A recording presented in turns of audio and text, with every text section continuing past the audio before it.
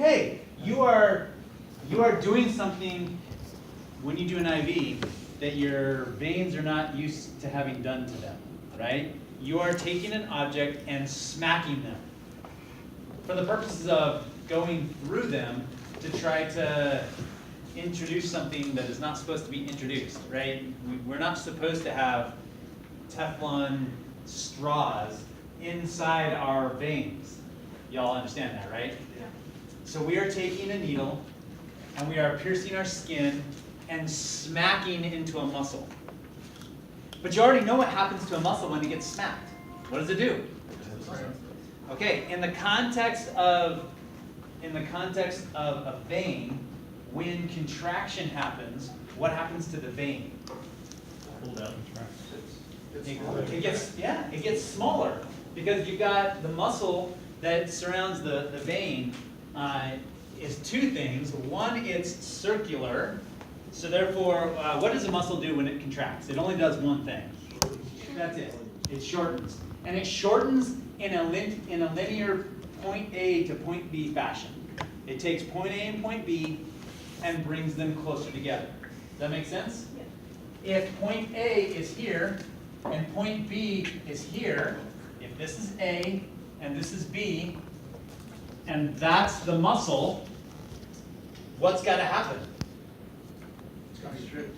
Yeah, if this is going to get shorter, it's going to suck it in. Does that make sense? But it's more convoluted than that because it's not just a whole bunch of individual circular muscles all the way down the line. They are circular and long. So they go like this, all the way down your muscle. With this thing inside of connective tissue and cells that are holding it together. Does that make sense? So not only does your vein get smaller in terms of the diameter of the blood vessel, but it's pulling shorter too, and between all of those things, it makes it, for all intents and purposes, flat to us. It's not really flat, but you understand that, right? It collapses on itself. Does that make sense? Okay, so some of you are, when you go in and you do your IV, you have to understand that the more poking around you do, the more irritated that muscle becomes and the flatter it's going to be. Some of you have discovered that you are going in, you're looking at this going, oh my gosh, that's like,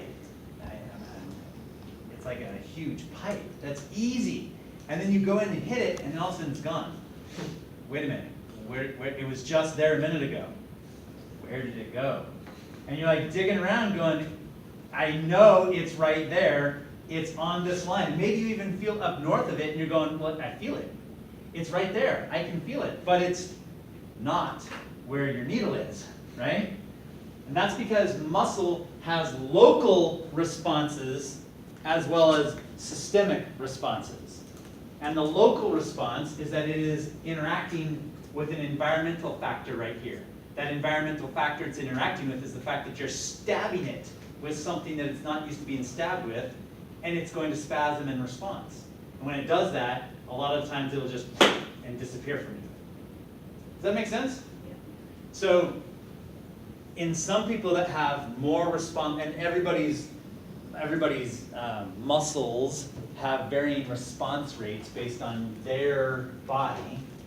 And so for some people, you don't have a lot of time to figure it out. You see the vein, you note the vein, you go, and you have like one shot at it because it's either there or it's gone, right? Now the larger the vein is, the more shots you have at it because the less it can collapse all the way. But the smaller those veins are, especially hand veins. I mean, if you're not capturing it on the first time you introduce that needle to that, it might be gone for good. It just might not be there anymore for you. It might be gone. Does that make sense? So that's a reason why sometimes you're hunting for something and it's there, and you know it's there, and then it's gone. But you still know it's there. Does that make sense? And sometimes it's just a matter of, I just need to give it a moment to come back. I just need to give it a moment to relax, let it refill, and then go from there. Make sense? Okay, number 2. I'm seeing a lot of, you're coming in, you're getting your flash, which gets you really, really excited, because it's really exciting to see flash. And then 1 of 2 different things is happening that can cause it to fail on you. One thing that happens is that, remember that here's your needle. There's your needle, right? Here's your catheter. Yes, I'm exaggerating that on purpose. Right? There's your catheter. In other words, when you go in and puncture the vein, when you're going in to puncture the vein, your flash is entering the flash chamber when the needle is in the vein. That does not mean the catheter is in the vein. The needle might be in the vein, but the catheter might still be out of the vein, because you have a couple of millimeters of needle that extend beyond the catheter. And so you introduce the needle into the vein. Fantastic, good job. You're getting flash, good job.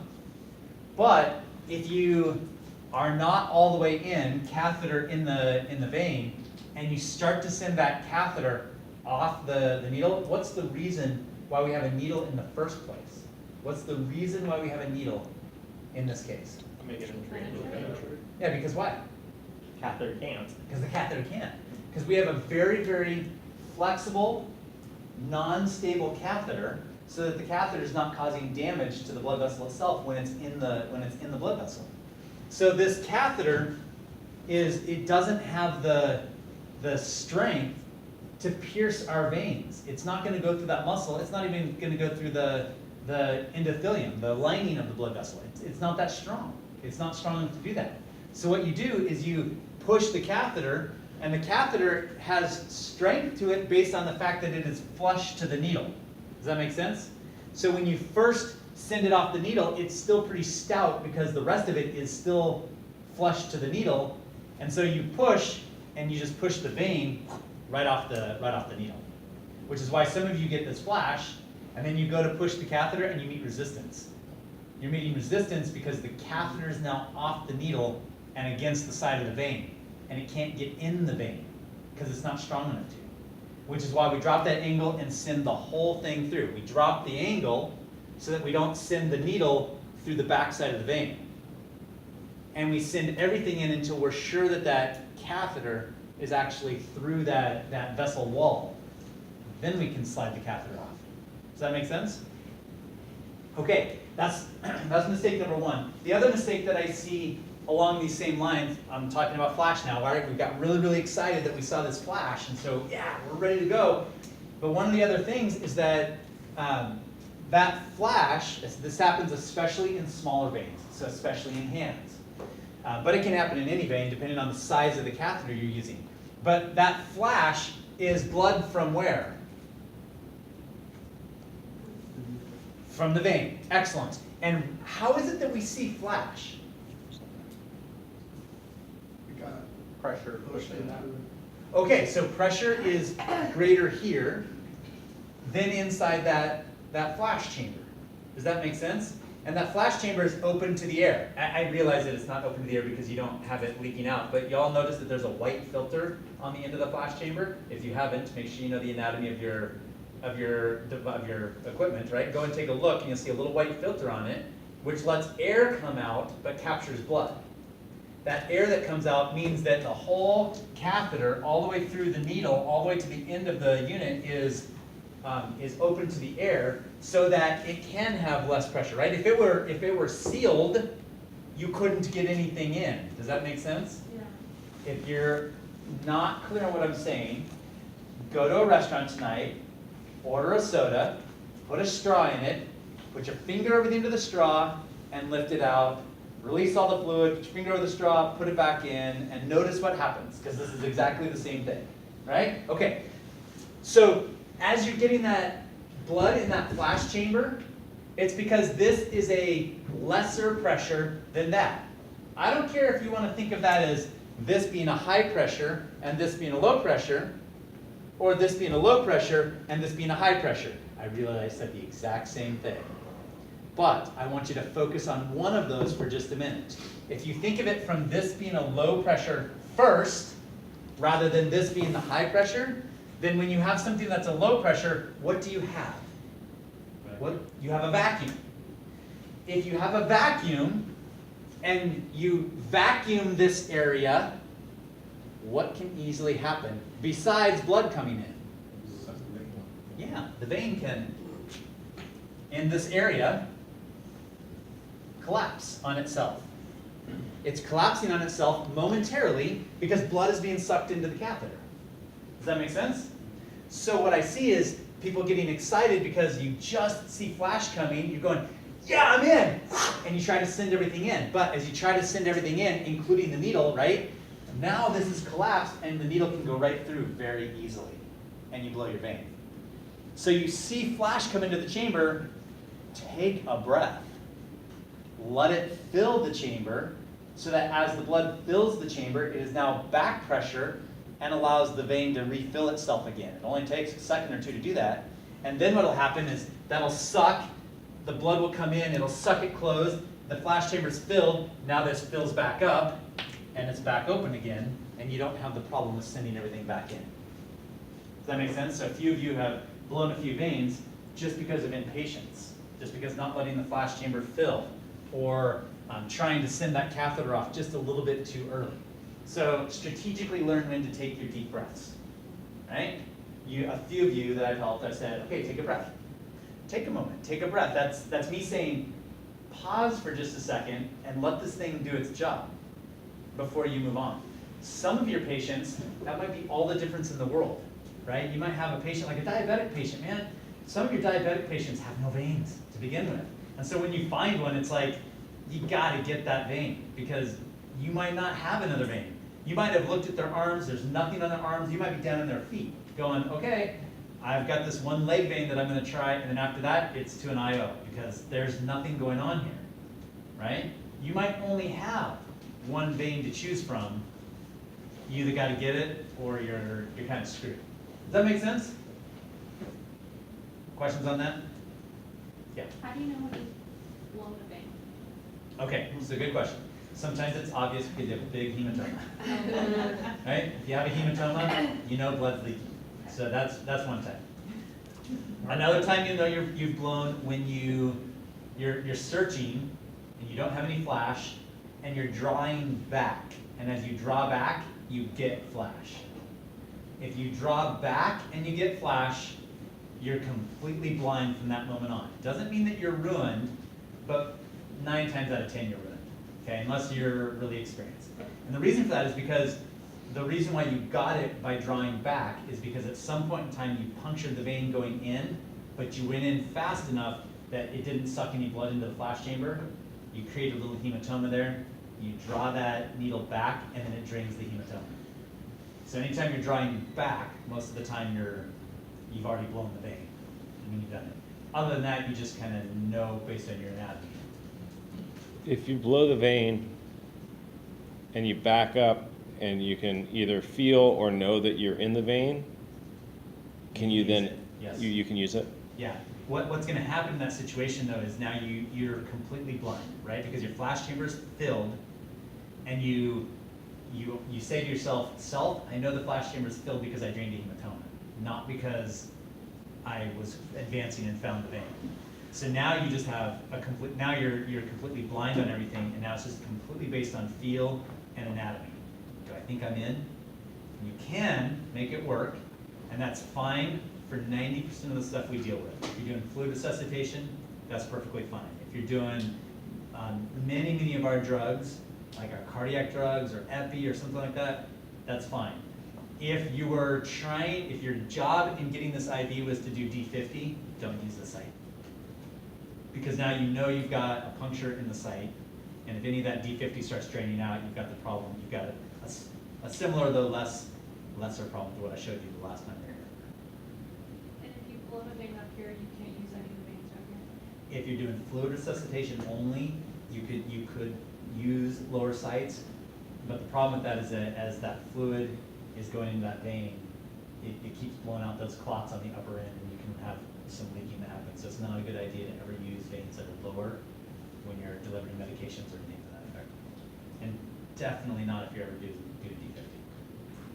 D50 is thick enough that it's going to move slowly, and it gets into that area and has chances to leak out. That's depending on how much you damage that vein. Good?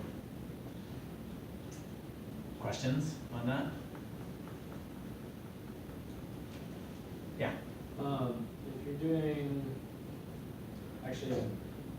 Ask it. Someone else has the same question. No questions, don't. Ask it. Can't make me. Your fellow classmates would love for you to ask that question. You look dumb for not asking now. Now I'm so curious. Others? Y'all okay with that? Understanding that? IVs can be tricky when it comes to that. There's a lot of mental imagery you have to start using. So I'm making you name these veins, and you're like going, Cory, what the hell are you doing to us? Having to name these veins on our green sheets and stuff. But my focus is for you to have to look at where those veins are constantly, to see it and to start figuring out when you look at somebody's when you look at somebody's hand, you clearly go, I know exactly what the network of this vein in this hand should be, right? Because there's times where you're introducing a catheter and you don't know what's going on in there, and you have to use your knowledge of the anatomy of that area to go, okay, here we go. Just wait till you get your first really obese patient, where you can't feel or see absolutely anything. And you just have to know, I know there's a vein in this general area. I know it's there, and I need to get it. Right? And it all has to be based on your knowledge of anatomy. Not everybody's anatomy is the same, I understand that. But you have to start with a basis of this is what it should be. So let me start here. You basically answered it like you have a general anatomy, Yeah. and so Some people will be different. I have a question, I just can't formulate it correctly about it. Okay. Right, you'll start to gather that everybody's got these 3 ACs, right, in each arm. You know one's this way, you know one's this way, you know this one's over here, you know this is over here, you know that this one's pretty close to the artery, so you've got to be careful about how you're doing that. You know the tendon runs somewhere down here, right? You don't want to poke the tendon thinking it's a vein, you know, that kind of stuff. And with everybody, you know the general anatomy. Or you don't. If you don't, that really sucks. Good? What other questions came up on the IV? If you were doing an IV on a foot, do you put the tourniquet really close to the site, or do you put the tourniquet like on an ankle? Good question. So it depends on where you're trying to go. So if you're trying to go pretty close to the joint, then putting it up on the leg would be appropriate to do. Right? And that's commonly where you're doing it, or you're doing it in the leg itself. All right? Yeah. I've seen in the hospital, nurses get on obese patients, obese women in their breast. Yeah, sometimes you can see it there too. How do you know which direction? Yeah, that's a great question. It just kind of gut feeling? No, so it's all going back to the heart. So you have to pay attention to which of those blood vessels it is, right? Uh-huh. So like these blood vessels, right? Our blood is traveling this way, so you got to go that way, right? Blood vessels in the breast are traveling that way, right? So you have to go this direction with them. So, yeah. It's amazing what you need to know with anatomy before you. Yeah, I saw it and I thought, how do you know? Because it ran left and right, and Yeah. which, well, Or you just have to be really careful when you pull tracking on it. and don't tourniquet. That would be very interesting. What else? Other questions? How do we We'll get into med math. Okay. We'll have just a couple of different sessions on med math, so you know how to mix drugs and then how to calculate those rates. Good. All right. IVs are definitely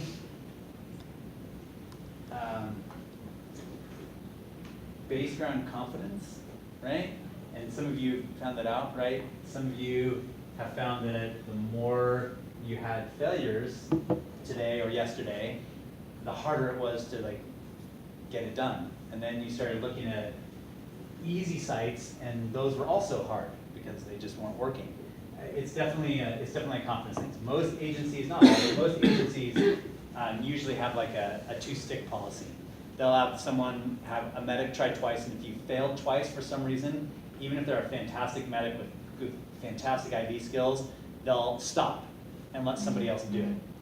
Just because after you've missed a couple of times, the first time you miss, it's like, okay, that was just weird, I don't know what happened. Second time you miss, it's like, wow, something wrong with me today? And then all of a sudden confidence is shot, and then it goes downhill. So most of the time, agencies will have some sort of a either written or unwritten policy of do it twice and then give it to somebody else to do. Come around back in later, right? Yeah. Is that a cortisol thing? In terms of you, stress, it's kind of a fight or flight thing. I mean, you're definitely having a fight or flight moment, but it's more confidence related rather than like you forgot how or something like that. Good? Okay. Let's see.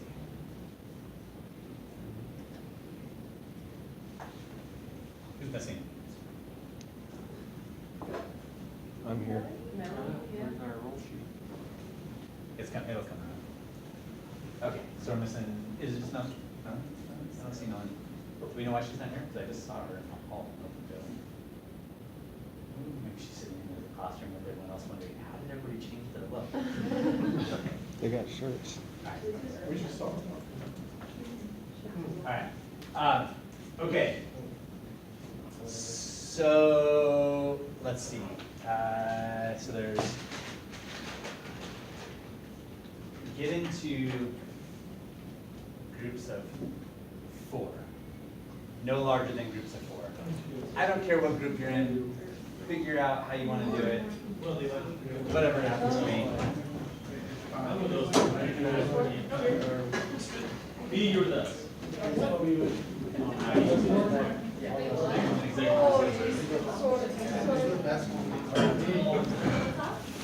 That's